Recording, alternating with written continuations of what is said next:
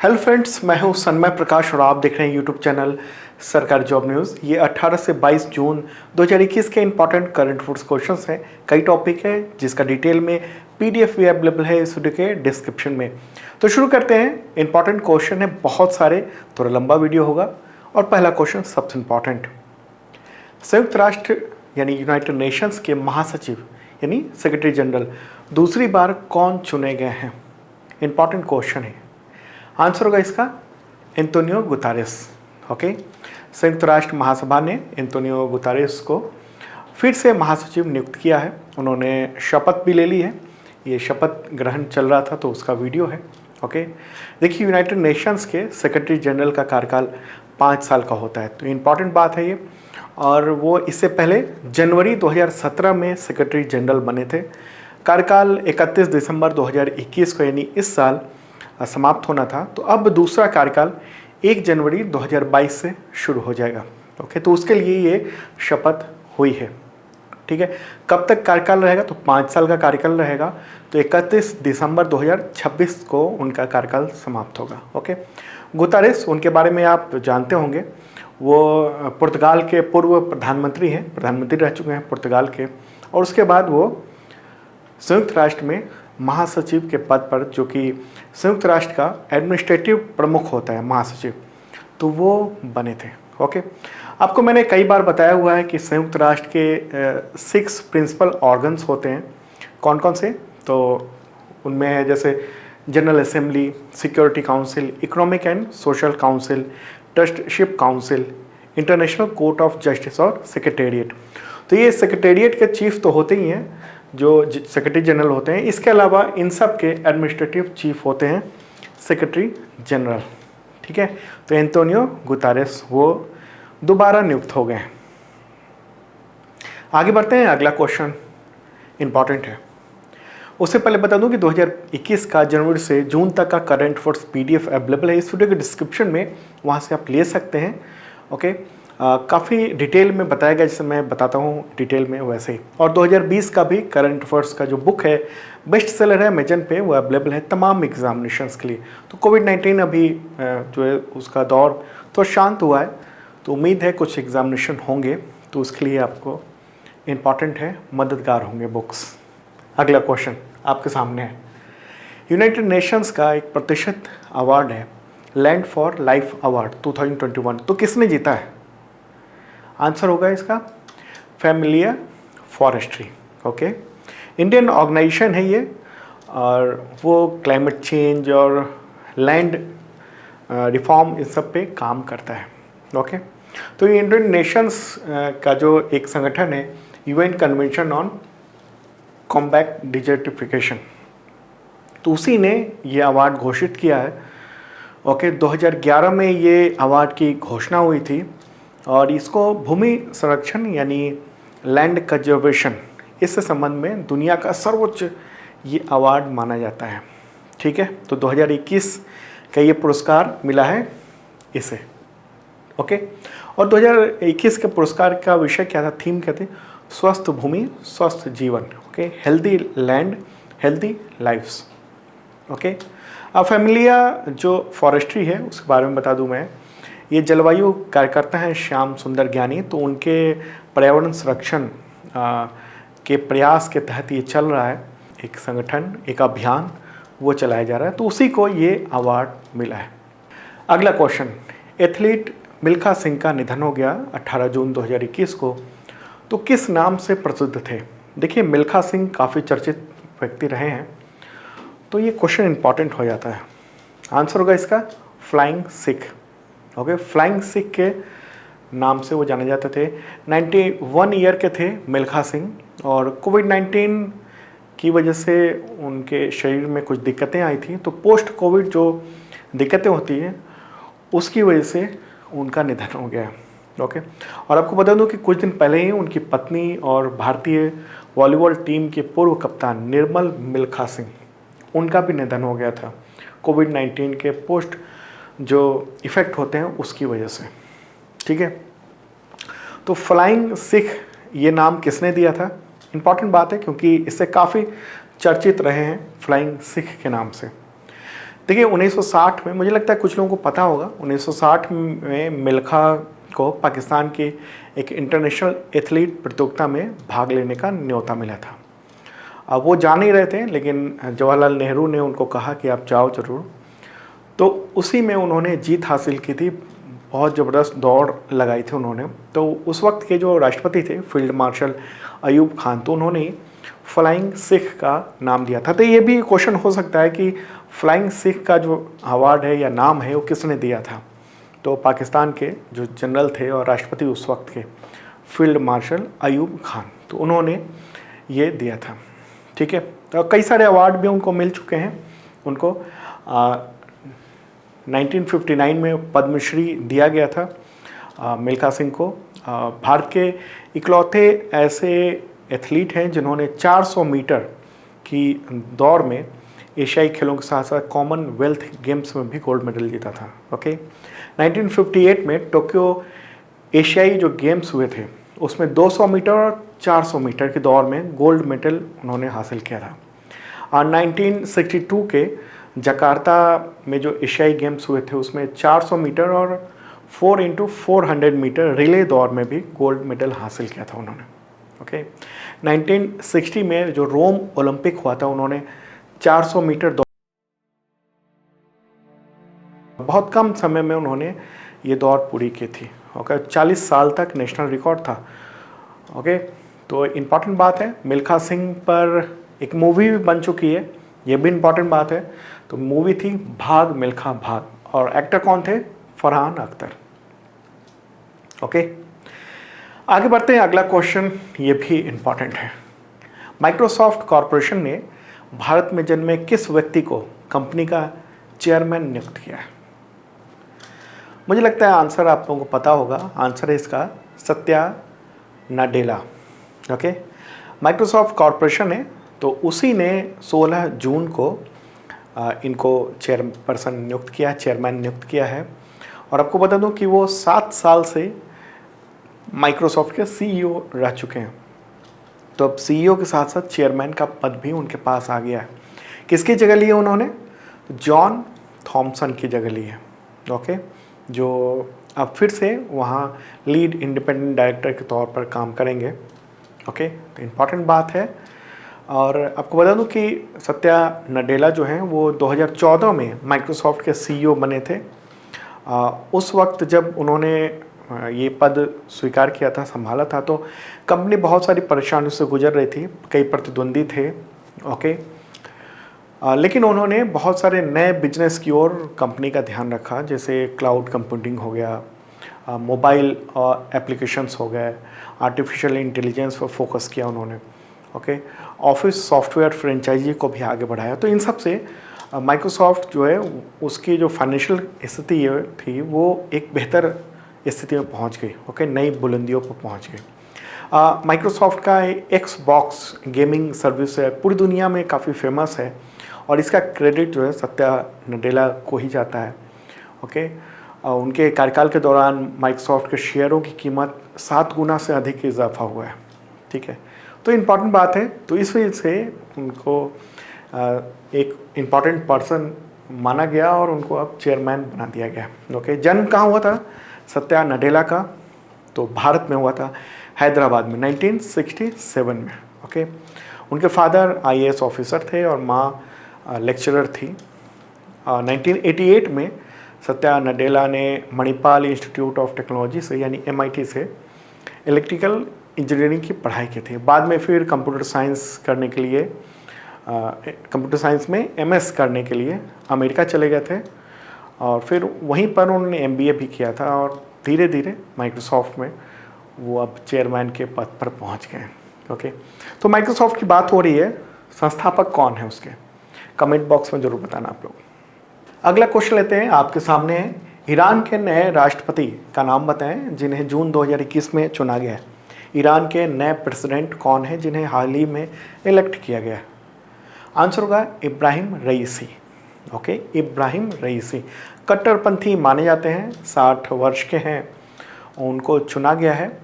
और आपको बता दूं कि इससे पहले वो ईरान के सुप्रीम कोर्ट के चीफ जस्टिस रह चुके हैं, मतलब अभी तक थे, अब वो प्रेसिडेंट चुन ले गए हैं। ये है फोटोग्राफ, ठीक है। और आपको बता दूं कि ईरान में जो वहाँ के सर्वोच्च धार्मिक नेता होते हैं, जो इस वक्त सर्वोच्च धार्मिक नेता कौन है, तो अयातुल्लाह अली खोमैनी, तो उनका समर्थन प्राप्त था इनको। और धार्मिक नेता जो होते हैं वो बहुत ताकतवर होते हैं और प्रेसिडेंट से भी ताकतवर होते हैं। प्रेसिडेंट को उन्हीं के निर्देशन में काम करना होता है। ओके, तो अब इनको चुन लिया गया है। और हुआ ये कि इनके प्रतिद्वंदी बहुत सारे थे जो चुनाव लड़ना चाह रहे थे, लेकिन खुमैनी के द्वारा या उनके एक संगठन के द्वारा बाकी सबको अयोग्य घोषित कर दिया गया था। तो इनके प्रतिद्वंदी कुछ तो चुनाव लड़े, लेकिन वो उतने मजबूत नहीं थे। जो मजबूत थे उनको हटा दिया गया था चुनाव लड़ने से ही। तो ऐसे में इनकी जीत हुई है, ठीक है। अच्छा, इससे पहले कौन थे प्रेसिडेंट ईरान के, तो हसन रूहानी। ओके, मैप में देख लेते हैं कि ईरान कहाँ पर है। तो प्यारा भारत ये रहा, और इसके बगल में पाकिस्तान, और इसके बगल में ये है ईरान। ओके, तो ये जो रेड कलर में दिख रहा है, हल्का कलर में, तो ये है ईरान। तो यहाँ ये आप ध्यान रखना, ठीक है, इम्पॉर्टेंट बात है। ईरान की राजधानी क्या है, तेहरान। ओके, और मुद्रा क्या है, ईरानी रियाल, ठीक है। अच्छा, भारत ने वहाँ पर पोर्ट भी विकसित किया है। कौन सा पोर्ट है वो, तो चाबहार पोर्ट। चाबहार पोर्ट विकसित किया है, यहाँ पर है, इस जगह पर। चलिए आगे बढ़ते हैं, अगला क्वेश्चन लेते हैं। भारत ने पहली बार किस निजी व्यक्ति को विश्व व्यापार संगठन यानी वर्ल्ड ट्रेड ऑर्गेनाइजेशन, शॉर्ट में कहते हैं WTO, तो उसका काउंसलर या कहें निदेशक नियुक्त किया है, डायरेक्टर नियुक्त किया है। आंसर होगा आशीष चांदोरकर।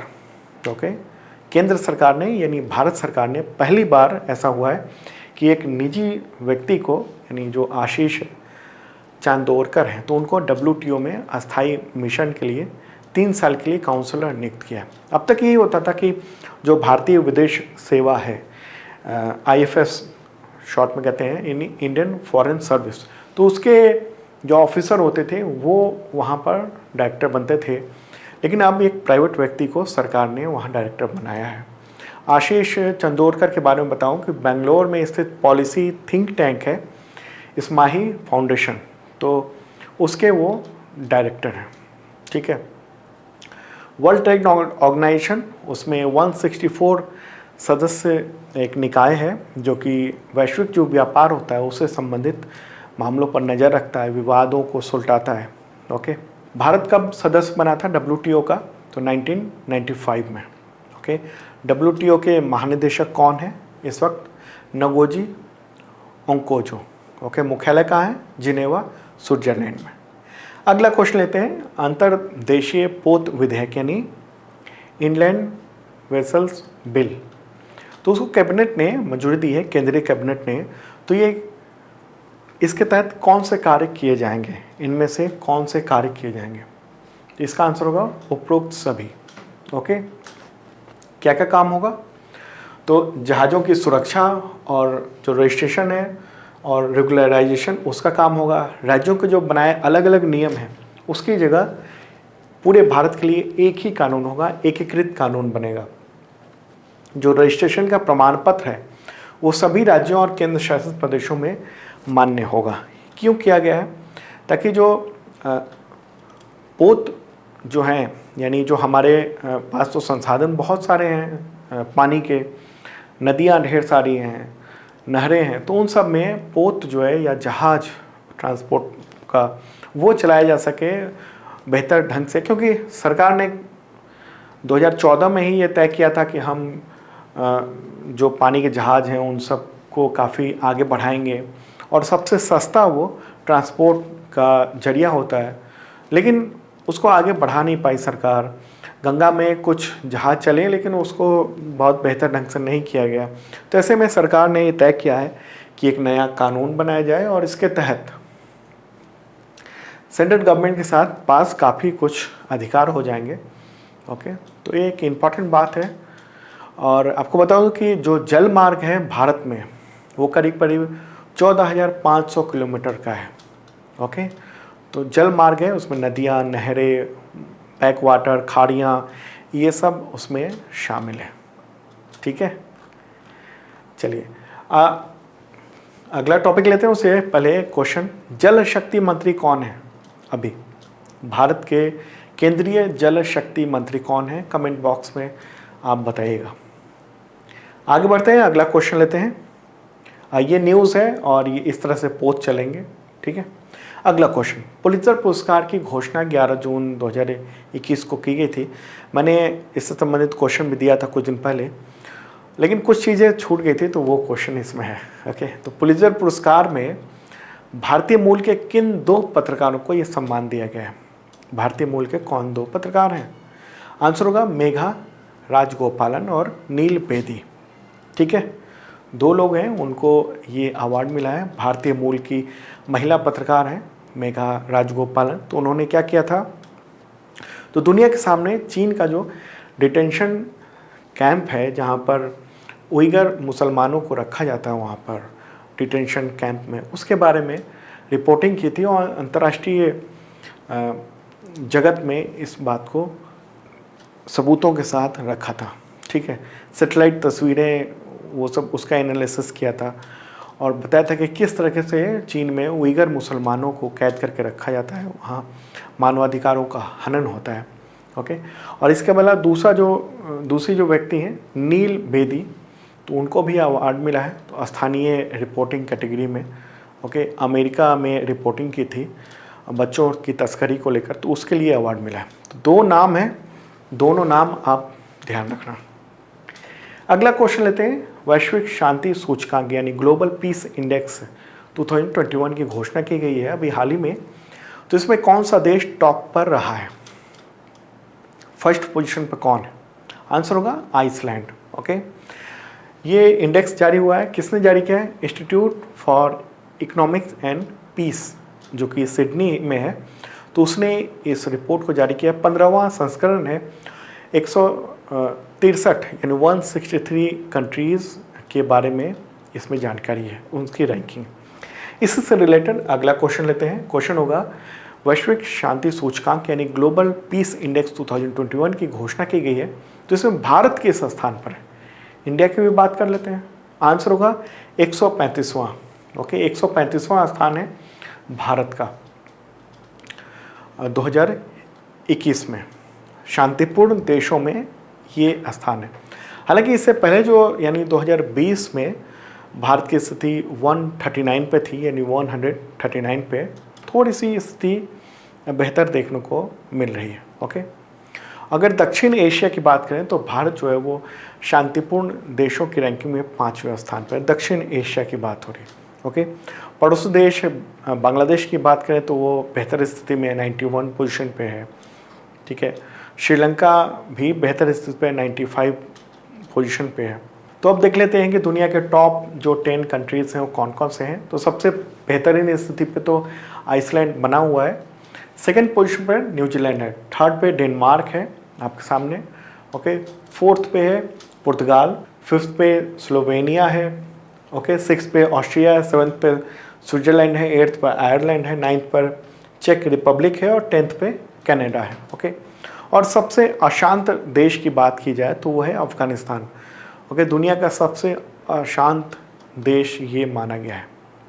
आगे बढ़ते हैं, अगला क्वेश्चन लेते हैं। राष्ट्रीय पठन दिवस यानी नेशनल रीडिंग डे कब मनाया जाता है? आंसर होगा 19 जून। क्यों मनाया जाता है नेशनल रीडिंग डे? देखिए, 19 जून को केरल के पुस्तकालय आंदोलन के जनक कहे जाते हैं PN पेनिकर, तो उनकी पुण्यतिथि होती है, तो उनके सम्मान में ये दिवस मनाया जाता है। अगला क्वेश्चन, युवा शक्ति कोरोना मुक्ति अभियान किस राज्य सरकार ने शुरू की है?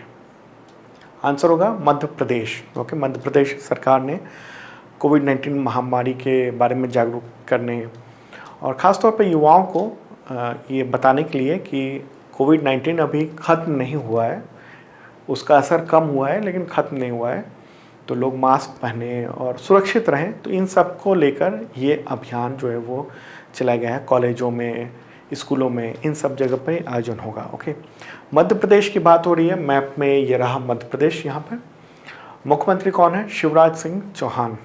गवर्नर आनंदीबेन पटेल। अगला क्वेश्चन है संयुक्त राष्ट्र सुरक्षा परिषद यानी UNSC, United Nations security council में जून 2021 में किन 5 देशों को अस्थायी सदस्य निर्वाचित किया गया? कौन कौन से देश हैं? आंसर होगा ब्राज़ील, यूएई, अल्बानिया, घाना और गबोन। ओके, तो ये 5 जो देश हैं उनको चुन लिया गया है उसके लिए, और अब वो उसके मेंबर होंगे, अस्थायी मेंबर होंगे। ठीक है, टोटल 15 मेंबर होते हैं, उसमें से 10 जो होते हैं वो अस्थायी होते हैं। ठीक है, तो ये अब नए मेंबर हो गए, 2-2 साल का कार्यकाल होता है। एक इम्पॉर्टेंट इन्फॉर्मेशन आपको दे दूं कि संयुक्त राष्ट्र का जो सुरक्षा परिषद है उसकी अध्यक्षता इंडिया को मिलने वाली है अक्टूबर के बाद से। ठीक है, इम्पॉर्टेंट बात है। अच्छा, ये यूएनएससी जो है संयुक्त राष्ट्र सुरक्षा परिषद, उसका मुख्यालय कहाँ है? न्यूयॉर्क, ओके, अमेरिका में। अगला क्वेश्चन लेते हैं। बुक है believe what life and cricket taught me, तो ये किस क्रिकेटर की आत्मकथा है, बायोग्राफी? आंसर होगा सुरेश रैना। ठीक है, पूर्व भारतीय बल्लेबाज हैं सुरेश रैना, तो उन्होंने ये बुक लिखी है, और ये बुक उन्होंने, एक लेखक हैं भरत सुंदरसन, तो उनके साथ मिलकर ये बुक लिखी है उन्होंने। ये बुक है, पेंगुइन पब्लिशर्स ने पब्लिश किया है इसको। अगला क्वेश्चन लेते हैं। वर्ल्ड गिविंग इंडेक्स वो जारी हुआ है, तो इसमें भारत को कौन सी रैंकिंग हासिल हुई है? आंसर होगा 14वीं रैंकिंग है भारत को। सूचकांक में कई साल से 82 रैंक पे इंडिया था, ओके, लेकिन 2020 में देखने को मिला है कि 14वें स्थान पर इंडिया आ गया है। ठीक है, ब्रिटिश संस्था है चैरिटी एंड फाउंडेशन, तो उसी ने ये वर्ल्ड गिविंग इंडेक्स जो है वो जारी किया है। गिविंग का मतलब हुआ कि आप कितना दान देते हैं।